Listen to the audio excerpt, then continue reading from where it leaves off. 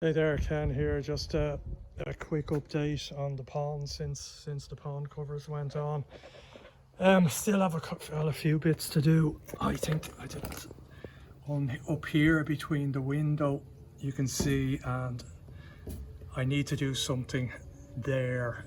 And I think probably I have lots of a good bit of additional multi-wall polycarbonate. So I'll probably cut a piece the length of that section and just screw it in here, really just to keep the wind out. Not a concern at the moment, I will get to it, but that's one piece I have to do. The other bit I've decided, and just seeing the rain on it, there is still, as I think I said last week, a fair bit of flex on the sheets. I've got one centre strut support. I was saying I potentially need two others. Now I did have the wood, so I did do the two additional ones. It's fairly handy to do, just measure, cut and screw it in. It's not a big job, so I will do it. I'm going to have to order another couple of lengths of 3x2, which is not the end of the world, but it definitely did help this. Now this is 6mm on the back because I'm not going to keep any fish in it, and I'm not overly worried. It's more just to kind of match in and keep the crap out.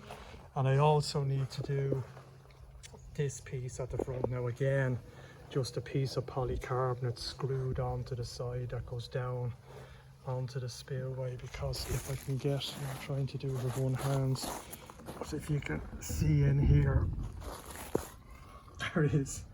Can't look in myself, but you can see I do need to still drain it out, but there's an awful lot of leaves got in. It's been fairly windy over the last few days, and you only have to look around the window to see there's no shortage, or the window, the garden. There's no shortage of leaves, unfortunately. Trees are lovely, but they're a pain in the arse into the pond in the autumn. So I have to do those two pieces. So I think the next bit is just strengthen this up, and it's really not the rain. You know, multi-wall polycarbonate is very strong, but it's snow, and I want these things to be, you know, last me 10 plus years. So no doubt we don't get much snow in Dublin, but we do get it, and it does be heavy from time to time. So I'm talking about maybe every 10 years or so. So we're probably due a heavy fall of snow in the next couple of years. So I want to make sure I don't run into problems and just stick what is a relatively easy job given what I've done so far. Need to get more of these things as well. I ran out of them, and of course the local Screwfix doesn't have them. Need to put one or two on the two new struts I put in the back, and I'll need to do the same for the front ones. So that's kind of it for the minute. Temperature wise, you know, the temperature is warm today. It's 17 degrees again today. It's a weird October, there's no doubt. I'm sure the UK is the same as Ireland. It did get cold during the week, you know, it dropped down to 5 or 6 during the night, and 9 or 10, maybe 11 during the day. So the temperature did go down in the ponds a little bit, but it stayed fairly steady, you know, at 14 and a half.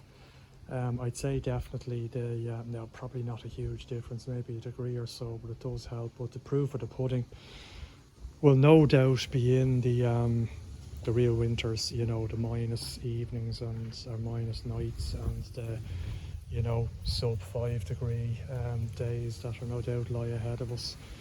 In terms of the cost of these, I just thought I'd give you a quick update. You know, all in, bar my labour, which is obviously free, you know, polycarbonate, wood and fixings, and including the other big fixings that I showed for polycarbonate for the roof that I paid about €60 on and didn't use eventually. All in, it's about €800 for those covers that you see there. It's a lot of money for what it is for an unheated pond. You know, I do sincerely hope I get benefit, and I am told I will get the benefit of, you know, keeping the temperature up closer to 10 than it was 0 last year. But it's an expensive investment, I suppose, when you spread it out over, you know, maybe the 10-15 year life of these things. It's not too bad, but it is nonetheless expensive. So that's €800, what about £700 sterling? So it is a fair bit of money, and the bulk of that, as I said before, is the polycarbonate. It is hugely expensive stuff, and because I'm not heated, I just want to keep the wind chill off. I went for 10 mil on the bottom. You know, a lot of people go for 16, and I think it's up to 20 mil, which goes up exponentially more. That's why I went for the 6 mil on the back. You know, I saved about 40 or 50 euro just on that little piece by going down 4 mil.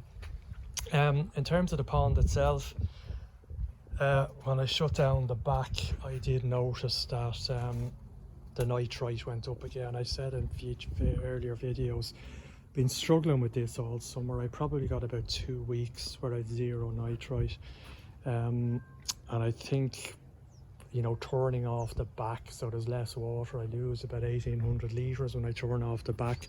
If you've seen the earlier videos, I have a few baskets of Alpha Grog in there, about 6 or 8 weeks, not using them anymore, so that probably hasn't helped. Just other discussions I had online, I do have in my combi drum 150 litres of Helix-like media. It's not real Helix, but very similar to Helix. You know, I've had differing opinions. Some people have said to me, oh, that's load of media for the size of your pond. Others have said, no, it's not, you need to add more media. So if you have any comments on that, I'd like to hear them. You know, given the size of the drum, and it's rated for 35,000 litres and the 150 litres is the max, you kind of imagine it should support my pond. Well, it should certainly support it at the moment, I would have guessed, but maybe that 0.5 nitrite spike I'm seeing since I shut down the back is going to abate. I've cut back the feeding. You know, 0.5 is the absolute limit I'd want to go. So I was feeding twice a day and they're still looking for it, but I've cut that back to once, and you can see they're still looking for it. So if you have any comments on that would be good. I do realise, you know, the pond is running about a year now, but the filter's only up since February, the end of February, so it's definitely not fully mature, there's no doubt about that. But I have to sort of question the, you know, adding Alpha Grog at the back and then at this time of the year suddenly turning that amount of filtration off probably isn't going to help me either.